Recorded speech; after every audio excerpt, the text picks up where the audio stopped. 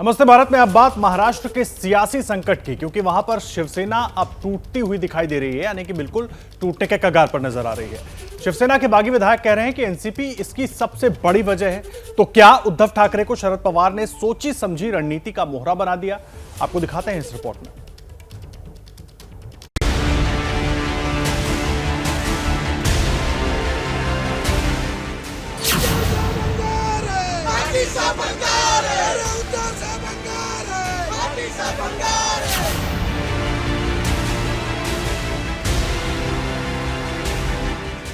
काँग्रेस आणि राष्ट्रवादी हे गेले 25-30 वर्ष आपण त्यांच्या विरोधात ते आपल्या विरोधामध्ये हे लढत आलेलो आहोत। मग त्याच्यानंतर हे जे काय घडलं हे सर्वांना माहिती आहे की काँग्रेस आणि राष्ट्रवादीने विशेषतः पवार साहेबांनी ती बैठक आमची तिन्ही पक्षाची झाली। त्या बैठकीमध्ये सगळं ठरलं आणि ते ठरल्यानंतर मला त्यांनी सांगितलं की उद्धव जरा 1 मिनिट बोलायचे आणि बाजूला खोलीत गेल्यानंतर त्यांनी सांगितलं की उद्धव हे सगळं ठीक आहे पण जबाबदारी तुम्हाला घ्यावी लागेल। राजनीति में जैसा दिखता है वैसा होता भी हो ये जरूरी नहीं है। उद्धव ठाकरे जिसे जिम्मेदारी लेना कह रहे हैं, हो सकता है वो सोची समझी रणनीति के तहत उनके सहयोगी दल एनसीपी प्रमुख शरद पवार ने उन्हें दी हो। ठाकरे को चुनावी राजनीति और सरकार चलाने का अनुभव तक नहीं था, न ही शिवसेना में कोई ऐसा अनुभवी नेता उनका करीबी था जिसकी सलाह लेकर वो काम कर सके। ऐसे में शरद पवार की सलाह और उनके निर्देश पर सरकार चलाना ही उद्धव को सही लगा। शायद यही वजह रही कि सरकार का कंट्रोल शरद पवार के हाथ में रहा है। जरा हिस्सेदारी पर गौर कीजिए, तस्वीर साफ हो जाएगी। उद्धव सरकार में 31 कैबिनेट मंत्री हैं। 31 में 10 शिवसेना के हैं, 10 कैबिनेट मंत्री कांग्रेस के हैं और 11 कैबिनेट मंत्री एनसीपी के हैं। शरद पवार ने सरकार का चेहरा उद्धव को बनाकर पावर की चाबी अपनी जेब में रख ली। शरद पवार ऐसे चाहते थे कि कोई ऐसे नेता मुख्यमंत्री बने जो शिवसेना चाहते थे, क्योंकि वो बीजेपी के साथ वही डिमांड किया था कि ये बाला साहेब ने बोल के गया था कि हमें शिवसेना को मुख्यमंत्री होना है, तो वो डिमांड शरद पवार ने मान लिया। बाकी कांग्रेस को भी समझाया अगर बीजेपी को सत्ता से दूर रखना है तो ये एक गठबंधन बन सकता है जो महाआघाड़ी के नाम पे बना और उद्धव ठाकरे उसका चेहरा बना।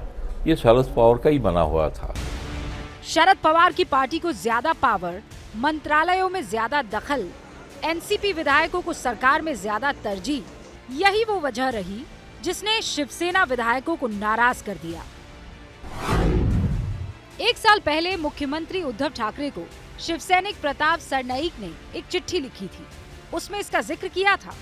उन्होंने लिखा था, पिछले 1.5 साल में अपनी पार्टी के कई विधायकों से मेरी चर्चा हुई। सबने कहा कि एनसीपी कांग्रेस के विधायकों का काम झटपट हो जाता है। अपना मुख्यमंत्री होने के बावजूद शिवसेना विधायकों के काम नहीं होते। मतलब साफ है कि गठबंधन की जमीन पर एनसीपी ने असंतोष का बीज सरकार बनाने के बाद ही रोपना शुरू कर दिया था। इसका जिक्र कांग्रेस नेता भी करते हैं। एनसीपी का सवाल था कि जो फाइनेंस मिनिस्टर थे, जिसके बारे में शिवसेना का भी एमएलए ने इस बात का मुद्दा उठाया कि अजित पवार हमें बहुत तकलीफ देते थे, वही बात हमारे भी सामने आती थी। और हमारे मंत्री जो थे, मंत्री के डिपार्टमेंट में पैसे नहीं देना, उनको तकलीफ देना, इसी तरह का काम होता था। और उसके बारे में हम स्पष्ट कहते थे कि ये ऐसा नहीं चलेगा। आखिरी राज्य की जनता के लिए ये सरकार बनाई है। इसका मतलब ये है कि सरकार में अजीत पवार चाचा शरद पवार का एजेंडा चला रहे थे। अब सवाल ये है कि जब सरकार पर इतना बड़ा संकट आया तो उद्धव के संकट मोचक शरद पवार कहाँ गए? कांग्रेस के नेताओं का क्या रुख है? 22 जून को शरद पवार उद्धव से मिले। दोनों की 1 घंटे तक बातचीत हुई। कांग्रेस के संकट मोचक कहे जाने वाले नेता कमलनाथ 1 दिन के लिए मुंबई पहुंचे। कांग्रेस और एनसीपी गहराते राजनीतिक संकट पर कवायद तो करते दिख रहे हैं, लेकिन संदेश साफ है कि शिवसेना टूटे तो टूट जाए, हमें फर्क नहीं पड़ता, क्योंकि ये पार्टी का अंदरूनी मामला है। वो उनका अंदरूनी मामला है और अभी भी जो है जो लोग इधर उधर गए हैं उन्होंने गवर्नमेंट का सपोर्ट नहीं निकाला है, ना ही उस पार्टी के प्रमुख ने जो है उन लोगों को पार्टी से निकाला है। तो उनकी संख्या जो है उतनी है जितना जब गवर्नमेंट फॉर्म किया था। शिवसेना टूटने से न कांग्रेस को फर्क पड़ेगा न एनसीपी को। अगर पार्टी टूटी तो सीधा फायदा एनसीपी को जरूर होगा। 2019 में जब महाराष्ट्र विधानसभा चुनाव हुआ तो शिवसेना ने 56 सीटें जीती। इस चुनाव में शरद पवार की एनसीपी ने 54 सीटें जीती। कांग्रेस को महाराष्ट्र में 44 सीटें मिली थी। यानी महाराष्ट्र में एनसीपी का सबसे करीबी मुकाबला अगर किसी पार्टी के साथ है तो वो शिवसेना है। ऐसे में अगर शिवसेना टूटती है तो फायदा एनसीपी को होगा। कांग्रेस राज्य में पहले ही कमजोर स्थिति में है और ऐसे में महाराष्ट्र की चुनावी लड़ाई बीजेपी बनाम एनसीपी ही रह जाएगी। अल्टीमेटली शिवसेना का पॉलिटिकल एग्जिस्टेंस महाराष्ट्र में वो खतरे में है। उसका एग्जिस्टेंस रहेगा कि नहीं रहेगा ये एक सवाल पैदा हो चुका है।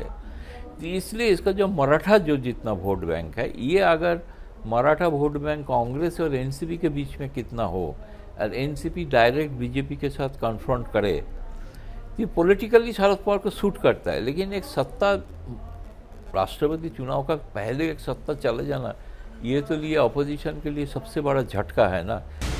अगर नतीजों को क्षेत्र के हिसाब से देखा जाए तो मराठवाड़ा, ठाणे, कोंकण और मुंबई में शिवसेना को एनसीपी से ज्यादा बढ़त मिली थी। मराठवाड़ा में शिवसेना ने 12 और एनसीपी ने 8 सीटें जीती थी। ठाणे कोंकण में शिवसेना ने 15 और एनसीपी ने 5 सीटें जीती थी। मुंबई में शिवसेना ने 14 और एनसीपी ने 1 सीट जीती थी।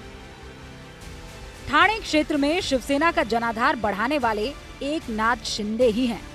अगर शिवसेना टूटी तो मुंबई रीजन की ही मजबूत पार्टी बनकर रह जाएगी, क्योंकि 23 जून की दोपहर हुई बैठक में जो 13 विधायक मौजूद रहे उनमें ज्यादातर मुंबई रीजन से ही चुनाव जीते हैं।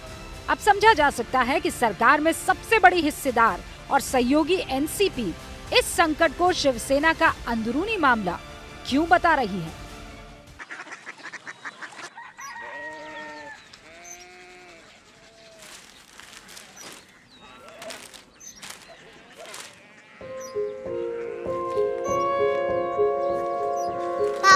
बाबा कोरिया सिटी जानी ना।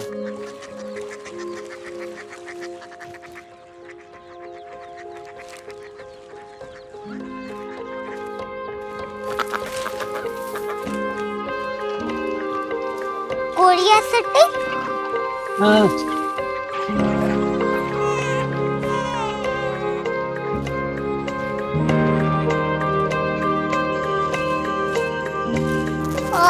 कोरिया सिटी कहाँ पे है? शहर अंग्रेजी लगे हैं।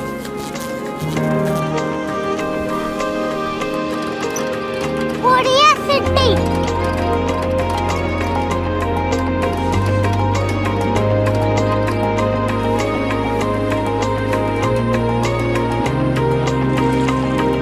वो बहुत दूर है।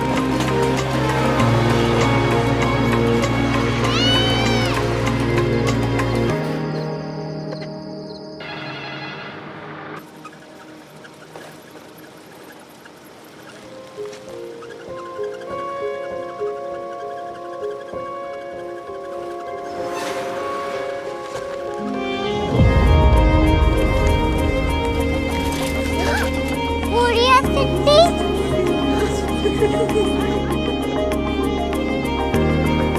दुनिया कुछ लोग बड़े होते हैं। कोरिया सिटी कहाँ है? प्रोफेसर साहब को पता होगा। हो ये छोटा वाला ग्लोब लगता है और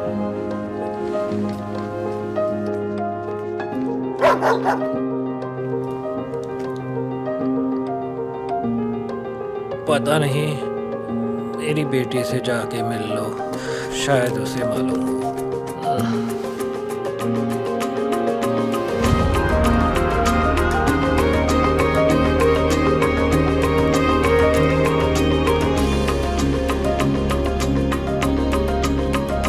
हाय, बाबा ने भेजा है। Come here. Korea city Korea city नहीं, क्यूरियोसिटी। वो क्या? That's what brought you here? जो तुम्हें यहाँ तक ले आया। क्यूरियोसिटी।